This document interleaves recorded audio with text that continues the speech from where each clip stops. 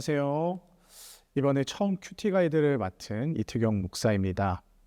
날마다 찬양의 자리에서 성도님들을 뵙다가 오늘은 유튜브 큐티 가이드로 이렇게 인사를 드립니다. 앞으로 성도님들과 함께 하나님이 주신 말씀을 살펴보며 깊은 은혜의 자리로 함께 나아가길 간절히 소망하며 1월 셋째 주 큐티 가이드 시작하도록 하겠습니다. 이번 한 주는 예레미야 50장 40절에서 51장 32절까지의 내용인데요. 예레미야 50장과 51장은 바벨론 제국이 절정에 있을 때 선포된 바벨론 멸망의 예언입니다. 그런데 중요한 점은 이 예언이 바벨론이 인간의 눈에는 전혀 무너지지 않을 나라처럼 보이던 아직 강성할 때 선포되었다는 점입니다. 하나님께서는 당시 초강대국인 바벨론의 멸망의 예언을 통해 모든 나라의 흥망성쇠가 하나님의 주권에 달려있음을 이야기하시고 모든 나라의 역사의 주관자시라는 것을 드러내시는데요. 이번 한 주 예레미야 50장과 51장의 메시지 가운데 하루하루 어떤 하나님의 메시지가 있을지 한번 함께 살펴보길 원합니다. 먼저 월요일 예레미야 50장 40절에서 46절을 보시면 하나님은 바벨론의 멸망을 소돔과 고모라에 비유하십니다. 이것은 단순한 쇠퇴가 아니라 되돌릴 수 없는 심판을 말합니다. 사람들의 눈에는 바벨론은 여전히 강해 보이지만 하나님이 보시기에는 이미 끝이 정해진 나라였던 것이죠. 여기서 우리는 내가 이 세상에서 제일 확실하다고 생각하며 붙들 수 있는 것은 오직 하나님뿐이심을 다시 한번 돌아보게 됩니다. 오늘 하루 나의 삶을 지탱하고 있는 확신이 무엇인지 돌아보셨으면 좋겠습니다. 직장, 재정, 관계, 경험, 능력, 사실 이 모든 것들은 이 세상에서 우리 삶을 명확히 세워줄 수 있을 것 같이 보여지지만 사실 그 어떤 것도 하나님을 대신할 수 없음을 보여줍니다. 그 강성하고 망할 것 같이 안 보이던 바벨론을 하나님이 무너뜨리신다고 하면 무너뜨리시는 것을 보면서 세상에서 변하고 무너지게 될 헛된 것을 붙드는 것이 아닌 우리 모두가 진짜 진리 되시고 우리의 진정한 힘이 되시는 주 여호와 하나님을 붙드는 월요일 되길 간절히 소망합니다. 화요일은요. 예레미야 51장 1절에서 14절까지의 말씀인데요.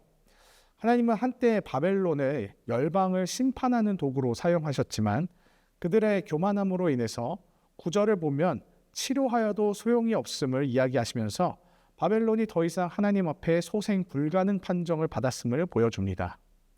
결국 바벨론은 열방의 심판의 도구로 하나님께 쓰여졌으나 그 교만으로 자신도 다른 민족의 침략을 받아 멸망의 길을 가게 된 것을 봅니다.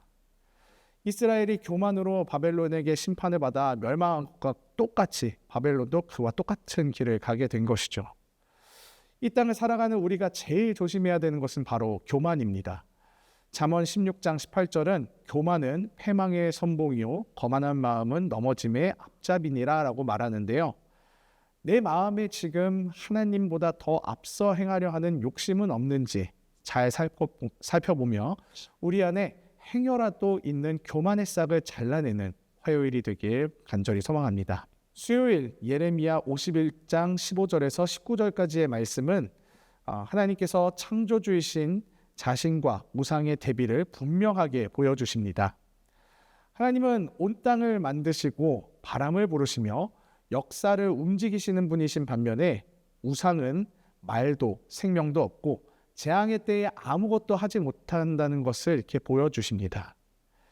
이 말씀은 아무것도 할 수 없는 우상에게 절하고 있는 어리석은 인간에 대해 수치를 당할 것임이라고 경고를 하시는 하나님의 말씀으로 우리도 삶에서 하나님이 아닌 다른 것을 하나님보다 더 중요하게 생각하고 있는 것은 없는지 다시 한번 점검하면서 우리 삶에 헛된 우상 숭배는 없는지 되돌아보고 다시 하나님의 우선순위를 세워드리는 수요일 되길 소망합니다.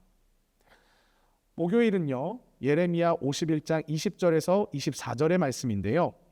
하나님께서는 20절에 너는 나의 철퇴요 무기라 라고 말씀하시며 바벨론이 한때 자신이 사용한 도구였음을 말씀하십니다.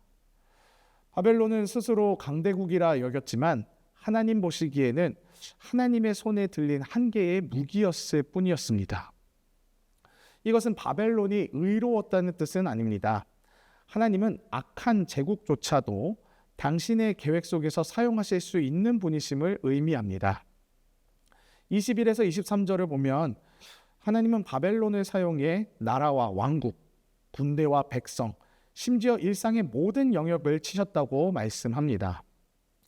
여기서 중요한 점은 바벨론이 선택해서 한 일이 아니라 하나님이 사용하신 일이라는 것입니다. 하지만 바벨론은 이 모든 일을 자신이 강해서 가능했다고 착각했습니다. 하나님의 손에 들린 도구가 스스로를 주인이라 착각할 때 그때부터 문제가 시작됩니다. 우리가 기억해야 할 것은 쓰임받았다고 해서 하나님의 주권을 결코 침해해선 안 된다는 것입니다. 쓰임받는 도구라면 끝까지 주님의 손에 들린 존재로 겸손하게 머물러야 합니다. 하나님께 쓰임받으면서 이 모든 것을 내가 다 이뤘다고 착각을 하게 되는 순간 우리는 바벨론처럼 철저하게 버림받게 된다는 것을 기억하며 반드시 우리 삶에 교만이 틈타지 않을 수 있도록 조심해야겠습니다. 금요일을 보면 예레미야 51장 25절에서 32절로 하나님께서 교만하여 스스로 높아진 바벨론을 향하여 멸망의 산이라 칭하시는 것을 볼 수 있습니다.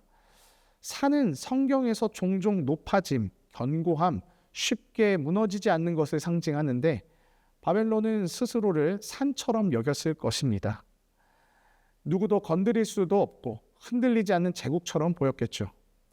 그런데 하나님은 내가 내 대적이다 라고 말씀하시면서 바벨론이 무너지는 이유는 단지 외부의 침략 때문이 아니라 바벨론이 하나님이 대적하는 자리에 섰기 때문임을 알려주십니다.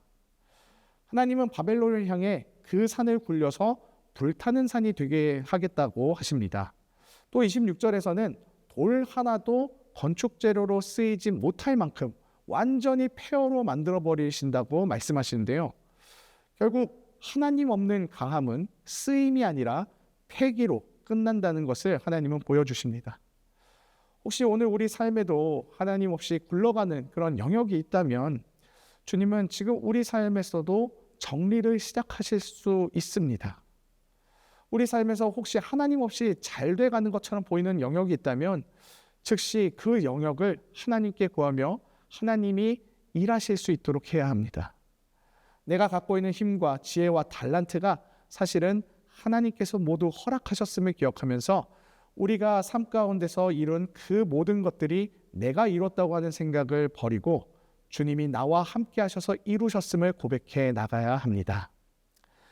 사랑하는 여러분, 말씀을 정리하며 이번 한 주 내 안에 하나님 없이 잘 될 수 있다고 생각하는 교만의 영역은 없는지 살펴보면서 나의 나된 것은 하나님이심을 꼭 기억하는 저와 여러분 되길 간절히 소망합니다. 하나님이 안 계시면 우리가 이 땅에서 살아가는 것은 불가능합니다. 하나님 없는 성공, 하나님 없는 확장, 이 모든 것은 다 헛된 것에 불과합니다. 바라기는 우리 모두가 하나님의 손에 꼭 붙들려 영원하신 주님의 능력 가운데 쓰임받으며 평강 가운데 한 주를 살아가는 저와 여러분 되길 소망합니다.